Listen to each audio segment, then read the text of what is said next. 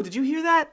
Just gonna step outside here, that way anyone that was inside was listening. You know, I've got haters everywhere. I've heard this. It's true. I've got haters every which way possible. We need to talk about the Trailblazer Reloaded League. If you are unaware, the newest league is releasing in just a little bit less than 2 weeks, so I feel like we have a lot to talk about. I do want to cover a couple of new little tidbits of information that Jagex has been kind of just sprinkling throughout the week.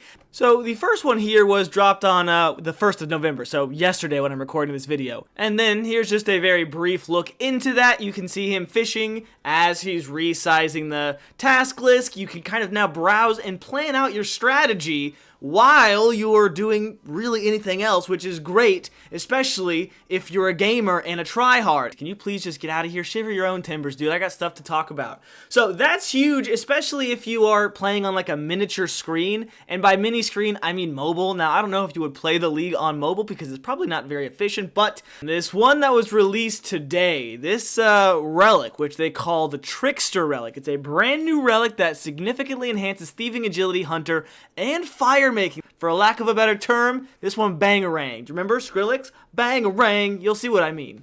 Okay, if I had rights to the music right now, I'd be playing it, but let's just take a quick play-by-play with this. Auto pickpocket? You're not clicking that. Agility XP just for running? Look at all the fires I can't even, my mind is exploding just by watching that. Holy cow, Jagex, are you freaking joking me right now, dude? I'm asking you a serious question, Jagex. Are you freaking joking right now? Yeah, look at this first one right here on the little screenshot, the frozen screenshot of what we just watched. You will automatically re-pickpocket your target. So you reach the coin pouch limit, and that's when you would eventually probably stop pickpocketing, but still, they just recently increased that limit, but I think depending on the diary that you complete, like the Ardoon diary, and loot from pickpocketing is doubled and noted.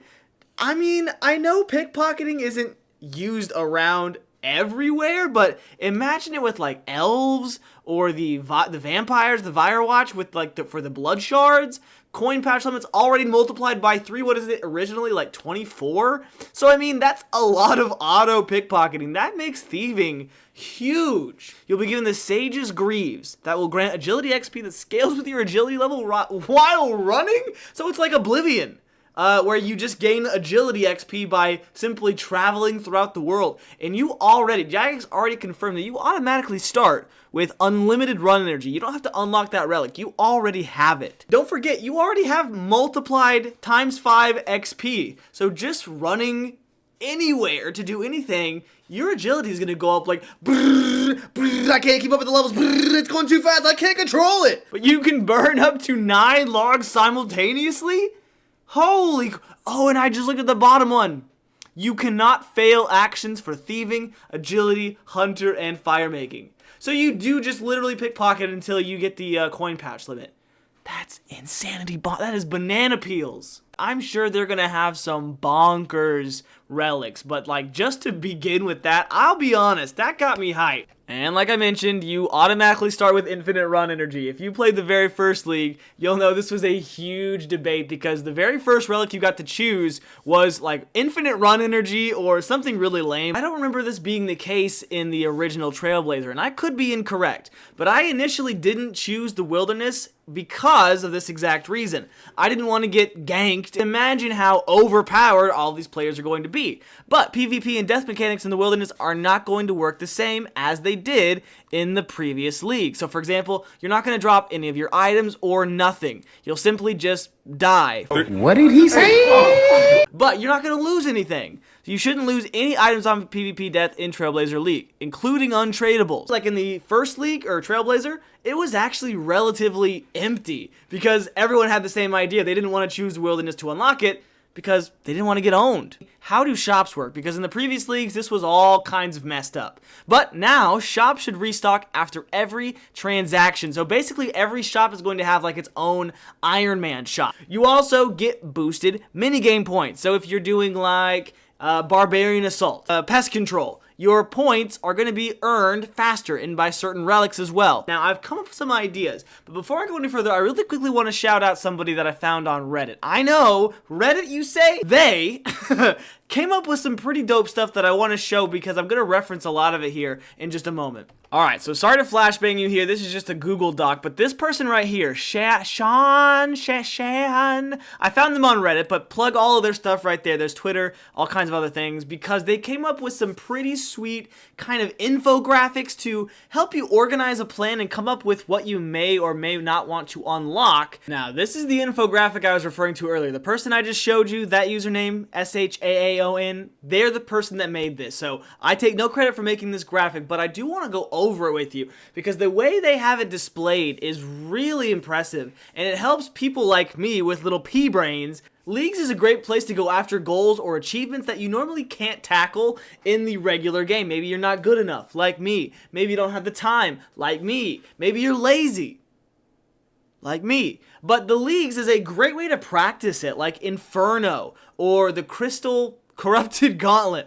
So at the very top here, you see we have Mistlin and Karamja already unlocked, right? So that gives you access to a couple of basic things. Of course, with Karamja, you have access to the Infernal Cape. You can get like Obsidian Armor. But then also on the side there, they give you a couple of other combo items. So items that you might need to have more than one area unlocked to actually unlock the full item or item set. So since we already start off with Mistlin and Karamja, those are already taken care of. We know we've got access to them. You've got access to the Abyssal Sire. You've got access to like the rune crafting method because you've got access to the Abyssal area. So this is where things get interesting. You'll probably want to choose one sort of bigger overall goal area. That's kind of what I'm trying to do, is have a goal in mind, have a plan in mind. That's what we're doing here today. So you've got your 3 raids, right? You've got Cox, you've got Tob, and you've got Toa? Tombs of a Masket, Theater of Blood, and Chambers of Xeric. Now, you normally didn't have access to Korund in the first Trailblazer League, but now we do. So you've got access to all 3 of the raids. So you may want to have one of those, one of your 3 area unlocks, one of your precious 3 areas be either the desert for Tombs of a Masket, you've got Mauritania for Theater of Blood, and then Korund for Chambers of Xeric. Now, Korund is such a huge area. It's such a ginormous piece of content. You've got the raid, of course. You've got access to the Farming Guild, the Woodcutting Guild.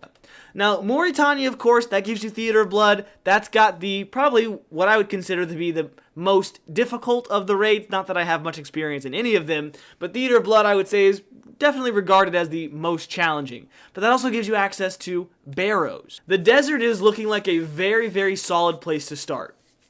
Not only is it good for end-game content with Tombs of a Masket, but the desert also gives you access to like the Maze Training Arena, Cal Fight. It's got different thieving opportunities for all of the different people that you can pickpocket or blackjack. Now, you're probably not going to want to be blackjack, and there's probably going to be pointless information there, but you've got the option. Now, Asgarnia, the one here at the top, this is normally, I believe in the first Trailblazer, this was what I did first, because it's a very good starting area. You get access to pest control. You can pretty much, start off here very strong and finish here very strong.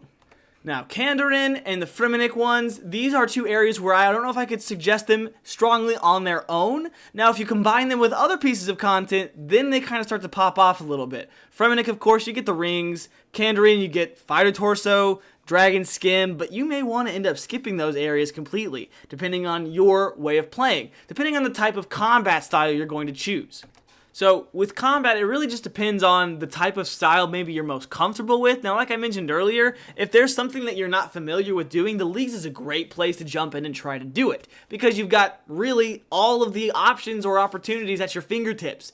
So if I were to just lay out a plan right now, I would say Asgarnia is a great place to start, especially for new players, because you're not only able to get a good jump into some content you're probably already familiar with, but then you can get kind of associated with which combat style you prefer as well, especially with things like Void. Right? You can get any type of related Void armor, ranged, maged, or melee. Now, it may not be the most overall outstanding, but depending on the types of relics that Jagex is going to put in the game.